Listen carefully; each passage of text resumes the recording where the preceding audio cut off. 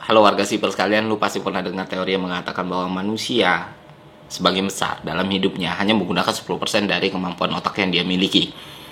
Dan orang-orang seperti Albert Einstein, Stephen Hawking selalu dijadikan contoh sebagai manusia yang menggunakan lebih dari 10%. Makanya jadi sepintar itu. Nah, teori ini akhirnya menyebabkan kita percaya bahwa manusia adalah makhluk yang sangat-sangat luar biasa. Makhluk yang punya potensi yang besar, makhluk yang bisa melakukan apapun. Ya kan? Nah, bagaimana kalau sekarang gue bilang ke kalian, kalau ternyata teori yang mengatakan bahwa manusia hanya menggunakan 10% dari kemampuan otaknya adalah sebuah hoax atau mitos. Nah, hal ini sebenarnya udah banyak banget diteliti sama orang-orang, sama neurologis kayak William James. Dan dalam penelitian itu disebutkan bahwa manusia sejatinya setiap hari itu udah menggunakan 100% dari kemampuan otaknya. Otak itu salah satu organ tubuh kita paling sibuk, coy. Beratnya 3%, tapi dia bisa menghabiskan 20-30% energi yang ada dalam tubuh kita. Dan dia setiap saat bekerja, bahkan waktu kita tidur.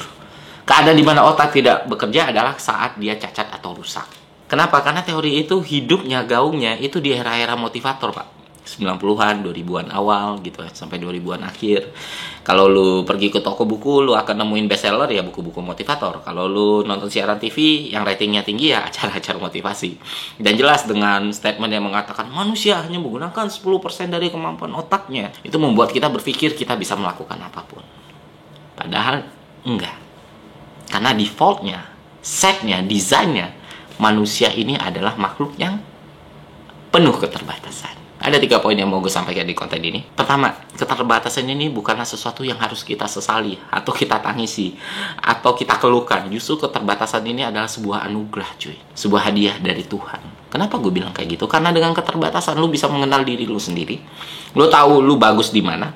Lu tahu apa yang bisa lu lakukan dan apa yang nggak bisa lu lakukan. Makanya gue benci banget salah satu kalimat motivasi ya yang mengatakan bahwa kalau orang lain bisa, maka lu juga bisa. No. Gak gitu caranya. Kalau orang lain bisa, ya mungkin lu bisa di hal yang lain. Pertama, ketika lu mengenal kekurangan lu akan paham apa sih yang harus lu lakukan supaya hidup lu lebih baik, supaya hati lu lebih tenang, supaya jiwa lu lebih bahagia.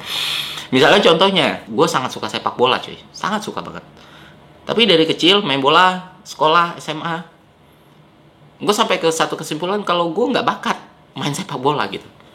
Dan gue udah ngerasa, oh iya, bahkan gue nggak di sepak bola dan gue mungkin nggak akan bisa sehebat Lionel Messi ataupun Cristiano Ronaldo, walaupun gue berlatih yang sama persis dengan mereka. Nah, andai gue nggak sadar sama keterbatasan gue ini, mungkin gue akan menempuh jalan itu terus, dan pada akhirnya seberapa banyak waktu yang gue buang. Dasar penyusun manusia tuh beda-beda gitu loh. Jadi ya makanya kita menghasilkan banyak banget spektrum. Era-era motivasi ini ternyata menghasilkan banyak hal yang negatif menurut. Dimana pada akhirnya itu akan menyulitkan diri kita sendiri. Karena kita gagal mengidentifikasi masalah sebenarnya. Keterbatasan justru membantu kita untuk mengenali diri kita sendiri. Lu bayangin aja kalau ikan, itu nggak sadar dirinya ikan. Dia ngelihat monyet jago banget.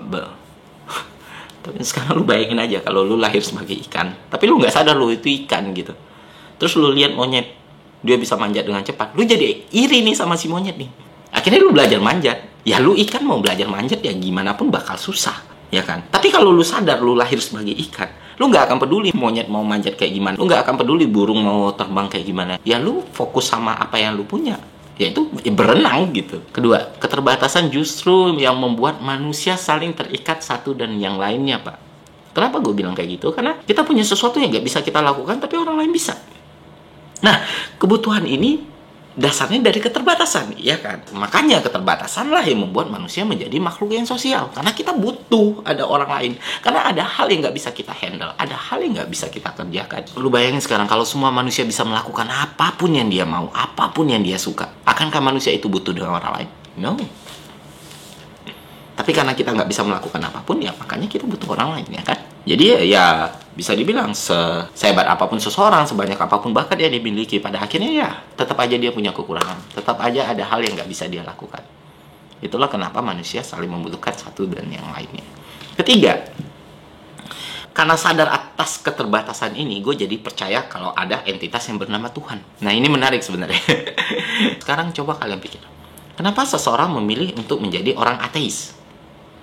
Sebagian besar mungkin ya karena banyak banyak pertanyaan atau kondisi yang bertentangan antara apa yang dia pikirkan dan apa yang ada dalam ilmu teologi. Kontradiksi ini kan yang banyak ditemui oleh para ateis, dan mereka memilih untuk, ya sudah, berarti yang salah teologinya, berarti yang salah keimanannya, berarti ya mungkin Tuhan itu nggak ada karena pertanyaan gue nggak mampu terjawab. Hal-hal semacam inilah yang sering terjadi. Gue sendiri pun pribadi, ketika umur gue masih belasan atau 20 tahunan awal, gue nggak akan bohong, gue pernah dalam situasi mempertanyakan ketuhanan itu sendiri. Kenapa ya? Karena tadi, Pak, terlalu banyak pertanyaan yang kenapa nggak ada jawabannya gitu. Seiring berjalan waktu, kalau gue ceritain panjang, akhirnya gue sampai di satu titik yang mana gue mulai merekonstruksi ulang pertanyaan itu. Jangan-jangan pertanyaan ini nggak bisa dijawab bukan karena nggak ada jawabannya, tapi guanya yang nggak mampu menjawab. Kenapa gue nggak bisa menjawab? Karena gue emang dibikin, dibuild, didesain bukan untuk menjawab semua hal. Selama ini gue ngerasa diri gue pintar, selama ini gue ngerasa diri gue jago, tapi sebenarnya gue cuma buih kecil di lautan yang sangat luas, Pak. Jangan-jangan bukan pertanyaannya yang cacat, tapi guanya yang nggak mampu menjawab. Akhirnya gue lakukan validasi di kitab suci, di mana di situ gue bisa menemukan perkataan-perkataan Tuhan. Ya udah, gue buka Al-Quran, dan di situ gue menemukan banyak banget hal-hal yang terkait dengan keterbatasan manusia tersebut. Kita sering menemukan bahwa manusia tempatnya salah, manusia pasti pernah melakukan kesalahan, manusia pasti punya dosa, manusia pasti punya kekurangan. Tuhan Maha Pengampun, Pengasih, dan Penyayang. Hal-hal seperti itu yang menunjukkan bahwa ya memang Tuhan menciptakan kita dengan semua limitasi yang ada di sekeliling kita.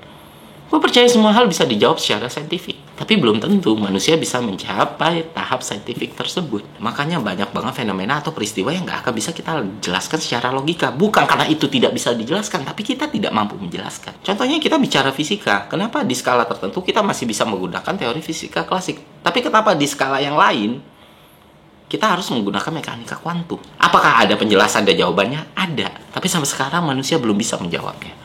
Dan masih banyak yang masih menjadi misteri bagi kita semua. Itu contoh keterbatasan manusia. Dan sekarang, kalau aja semua pertanyaan dan keraguan gue terjawab, kalau saja semua hal bisa gue buktikan secara saintifik dan bisa gue jelaskan, artinya apa yang disampaikan Tuhan dalam kitab suci tentang keterbatasan manusia patah dong. Berarti saat itulah kita yang mestinya meragukan teologi dan keimanan itu sendiri. Karena yang Tuhan sampaikan adalah, ya kalian itu terbatas, jadi jangan dipikirin gitu. Itu jelas-jelas loh di Al-Maidah 48 yang kayak gue pernah bahas kemarin. Dan dia udah ngasih solusi sebenarnya. Gak usah dipikirin, buat baik aja, udah. Karena itu bukan kapasitas lo. Manusia kan baru tahu dikit udah merasa tahu segala isi dunia ya. Ketika ada pertanyaan atau keraguan yang bertolak belakang, yang bertentangan sama apa yang kita pahami, kita menyalahkan pertanyaannya, kita menyalahkan kondisinya. Tapi kita nggak pernah coba untuk melihat ke diri kita sendiri. Apakah kita punya kapasitas sebenarnya untuk menjawab hal tersebut? Sama kayak anak kelas 2 SD yang dikasih mata ujian kalkulus. Sebenarnya dia belum punya kemampuan menjawab. Tapi si anak ini benar-benar yakin dia pintar, yang dia salahkan soalnya. Nah, kenapa gue bahas ini? Karena gue tahu penonton gue kan mulai wider ya. Kalau dulu tuh gue lebih tenang bikin konten karena gue tahu penonton gue ya 20 tahun ke atas pasti. Sekarang kan mulai ada anak-anak kuliahan, anak-anak sekolahan. Dan gue ngerasa apa sih masalah gue terbesar di umur segitu gitu, yang seharusnya bisa gue sadari lebih awal. Nah, salah satunya ini. Dan gue sering membayangkan diri gue, kalau gue sadar hal-hal yang sering gue bahas ini lebih awal, mungkin keadaannya akan lebih baik. Cuman ya it's okay, gue nggak menyesal, itulah proses. Dan sekarang gue pengen bagiin ke kalian. Kalau kalian punya pemikiran atau prinsip yang berbeda, it's okay, go ahead. Gue nggak akan pernah maksa orang untuk selalu sependapat sama gue. Bisa kok kita suka dengan sesuatu tanpa harus setuju dengan hal tersebut. Itu bisa. Kenapa ini harus selalu dikaitkan? Ketika lu setuju dengan sesuatu, ya berarti lu suka. Ketika lu tidak setuju, ya berarti lu benci. No. Belajarlah untuk mendikotomi ini, Pak. Percayalah, hidup lu akan ngerasa lebih baik gitu. Dan lu bakal bisa menerima apapun kondisi dan perbedaan yang ada di sekeliling hidup lu. Karena pada akhirnya perbedaan lah yang membuat hidup ini lebih indah kan. Karena spektrumnya jadi lebih banyak. Apa yang salah? Kalau memang berbeda, ya apa yang salah dari itu gitu. Kok cara pikir gue beda sama Bang Ferry ya? Jangan-jangan gue salah? No, jangan kayak gitu. Gue bukan sumber kebenaran, Pak. Bisa aja hal yang gue sampaikan itu salah. Dan kalian harus cross check lebih dalam lagi. Ya itulah, mari kita mensyukuri semua keterbatasan ini.